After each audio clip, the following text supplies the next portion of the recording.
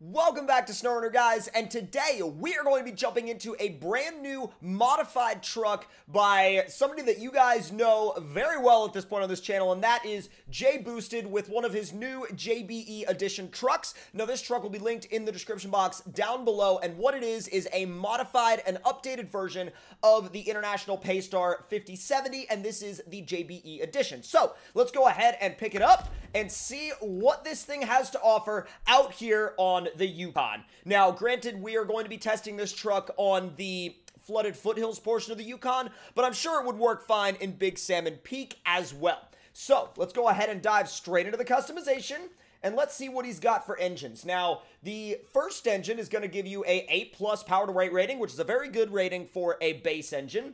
Our second engine is going to give you an S, and our third engine is going to give you an S+. Now, I think for this test, I'm actually going to go with the middle ground engine, the GB8V32 Special, and I'm going to sell the base engine and kind of reclaim a little bit of money from that.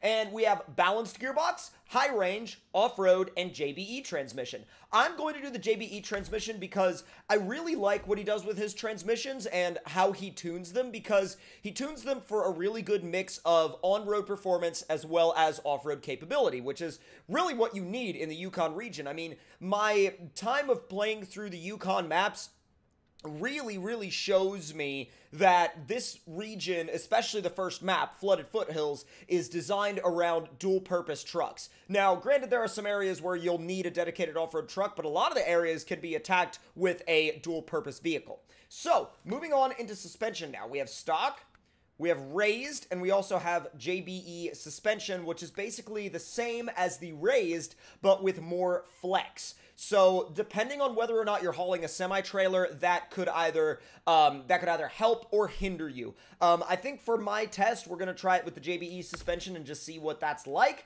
But nevertheless, we're going to move on now to tires, and one of the biggest sort of staples of these JBE trucks is the tire selection, and also the fact that, as you can see, the offset of the wheels has been moved out a little bit just to make it a little bit more flush with the fender line, which is a nice aesthetic touch. Now, your highway tires go up to a 54-inch setup, which actually, even though I'm not the biggest fan of the highway tires, that does look pretty beastly. So, scrolling down now through the all-terrains, you're, again, going all the way up to a possible 54 with an all-terrain, which is pretty dang impressive. Off-road, you have the ANK tires, which is a really nice addition to the Paystar's lineup.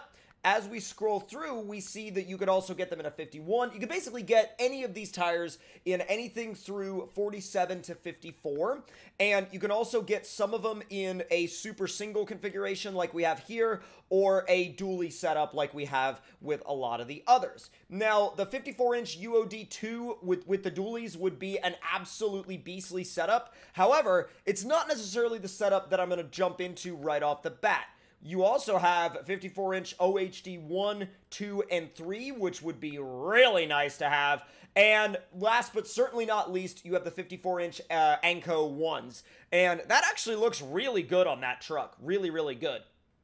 Now, we have custom JBE edition tires as well here in the mud tires section. So the JBE edition tires have been reworked, and they're not exactly the same as the stock in-game counterparts. The parameters have been changed a little bit. So we have the JBE MSH 1, 2, 3, and 4, the JBE TM1, TM2, and TMHS, which is going to be your take a tire setup. The standard MHS 1, 2, 3, and then 1. I don't know why they're out of order there, but we also have Quasi's double mud tires and Quasi's monster mud tires, which you guys saw on the Freightliner JBE. And there's a lot going on here. You could spend a lot of time in the tire selection, but I'm not going to spend too long in here. And what I think I'm actually going to do is I'm actually going to oh my god, whoa, 57. Holy cow, that's a YAR setup. Oh my god, that's awesome. JBE TM2, holy crap, boys. That setup looks great. Now, obviously, yes, I love Quasi's doubles and Quasi's monster mud tires, but I think this time, just because it looks so freaking good, I'm going to go with the JBE TM2, because I really like it. And of course, you also have chained and studded tire variants for icy environments as well. Now, moving on to the winch. Let's go ahead and throw a autonomous winch on this truck. And spare wheel-wise, oh my god. You could put 1, 2, 3, 4 spare... Well, you could put 3. Hold on. Well, I guess you could put... Oh my god! Oh my god, you could put like 4 spare wheels on this thing. That is both very okay and very much so not okay. All right, let's see. We've got flatbed.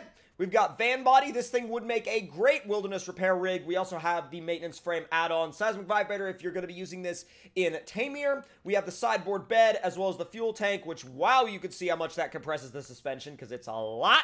You have both of the different heavy cranes. You have the metal detector, which is really nice to have. And, of course, saddle high and saddle low.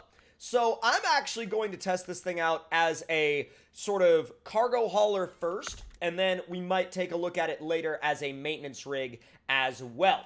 So now, obviously, we're not completely done with the customization yet. And I really like the angled with beacons. That's really nice. There's a lot of lighting upgrades to do, and you can also do a roof rack for extra, basically support stuff, repair points, fuel, the like. So now let's go through some of the bumper options, which there are many, and that's off the twin steer, I believe, but it looks dang good either way.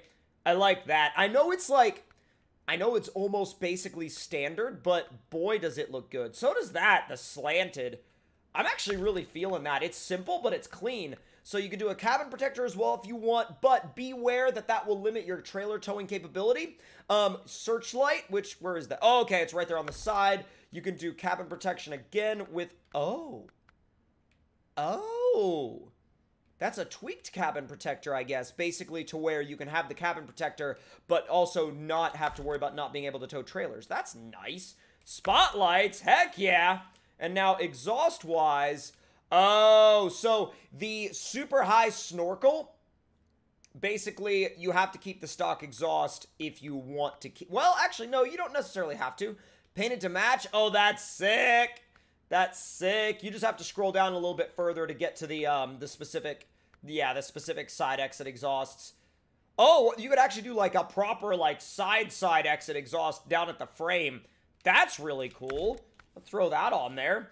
And these are going to be, let's see, these are going to be all of your Yar wheels, but you could do Hummer H2 wheels as well, and a giant array of different things. Whoa, that looks super cool. That looks really good. There's so much going on here, and I know that there's going to be guys that are going to be like, why are you spending so much time in the garage? And I'm like, because there's a lot of cool customization features on this truck. There's so many. There's so freaking many, dude. And I can't get over how much time and detail he's put into all of them. This is absolutely amazing. And you can still throw beans on the dash. Yes. And we are also going to throw, let's see, we're going to throw dice up there. And then Freedom Bird, take my winch. And where is no road, no problem. Park where I want. Exterior stickers are not available on this truck right now, but that's completely fine with me. And now, let's go ahead and skip it back to afternoon, and let's see how this JBE edition Paystar drives. Now, the Paystar wasn't exactly something that necessarily needed a buff, but the fact that it's got one is freaking wild. And yes, as you can see, that modified cabin protector makes it so that you can have the cabin protector and tow a trailer, which is super nice and super functional. Like, super, super functional. So let's go ahead and make our way into some tricky terrain.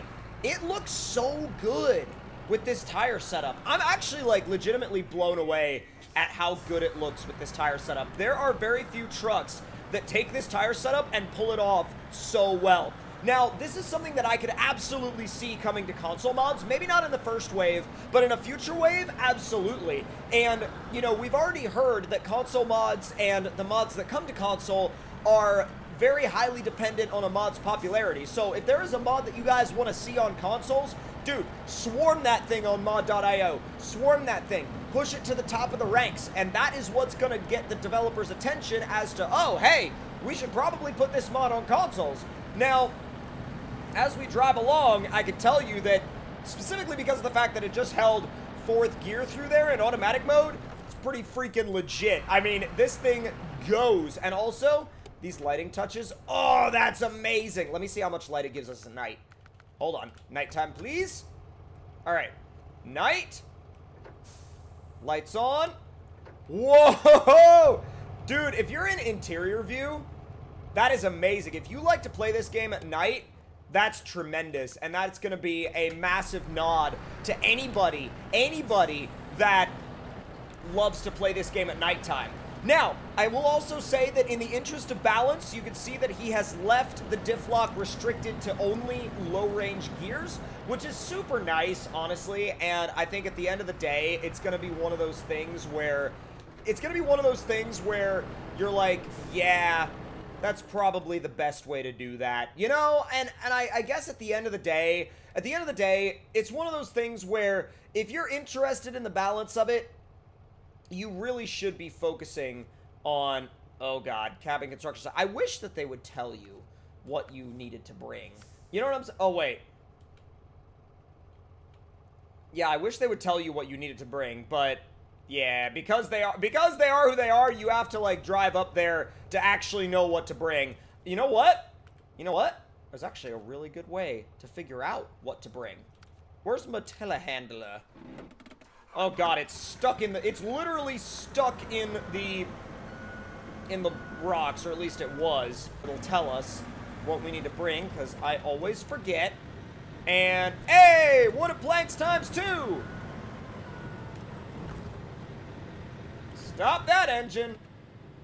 Paystar JBE, let's go load you up, bud.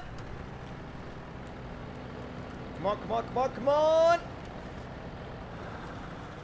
And boom, boom, and back it out. Now, the other nice thing about this truck and the modifications that have been done to it are they just make it more fun to use. They don't necessarily make it OP, they don't necessarily make it over the top, they just make it really fun to use, and they make the truck play really smooth and really nice, and you really could use this as one of your most used dedicated rigs if you wanted to use this mod. And as always, I would love to know in the comment section below if you guys feel as though this mod, from what you've seen so far, seems like a well-balanced mod, a well-balanced vehicle tweak, or if it feels like it's overpowered to you.